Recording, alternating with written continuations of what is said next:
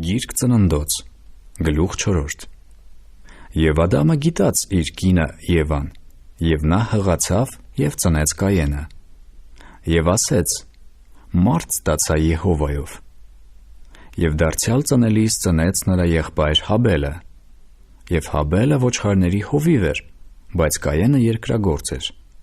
և եղավ, որ օրեր անցկենալուց վերջը Կայենը երկրի պտղիցը Եհովային ընծա մատուցրեց, և Հաբելն էլ մատուցրեց իր ոչխարների անդրանիկներիցը և նրանց պարարտներիցը, և Եհովան Հաբելին և նրա ընծային մտիկ արավ, բայց Կայենին և նրա ընծային մտիկ չարավ, և Կայենը շատ բարկացավ և երեսը կախեց, և Եհովան Կայենին ասեց.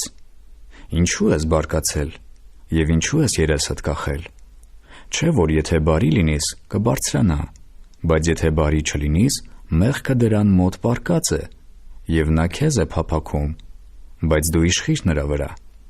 և Կայենն իր Հաբել եղբոր հետ խոսեց, և եղավ, որ երբ որ նրանք դաշտումն էին, Կայենը վեր կացավ իր եղբայր Հաբելի վրա և սպանեց նրան. և Եհովան ասեց Կայենին.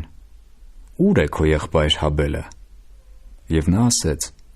չգիտեմ, մի՞թե ես եղբորս պահապանն եմ, և նա ասեց. ինչ ես արել, քո եղբոր արյունի ձայնը երկրիցը բողոքում է դեպի ինձ, և հիմա դու անիծյալ լինիս այն երկրիցը, որ իր բերանը բացավ եղբորդ արյունը քո ձեռքից ընդունելու.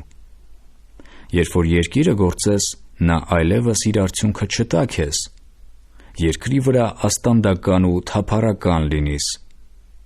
և Կայենն ասեց Եհովային.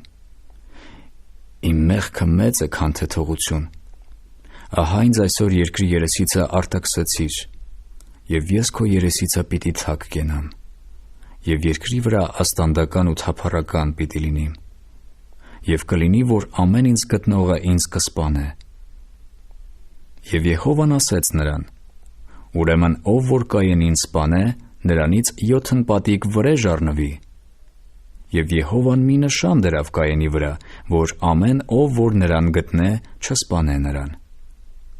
և Կայենը Եհովայի երեսի առաջից դուրս գնաց և Նայիդ երկրումը բնակվեց Եդեմի արևելքում. և Կայենը գիտած իր կինը, և նա հղացավ և ծնեց Ենոքը, և մի քաղաք էր շինում, և այն քաղաքի անունը իր որդու անվան պես Ենոք դրավ. և Ենոքը ծնեց Գայիրադը, և Գայիրադը ծնեց Մայիելը, և Մայիելը ծնեց Մաթուսայելը, և Մաթուսայելը ծնեց Ղամեքը,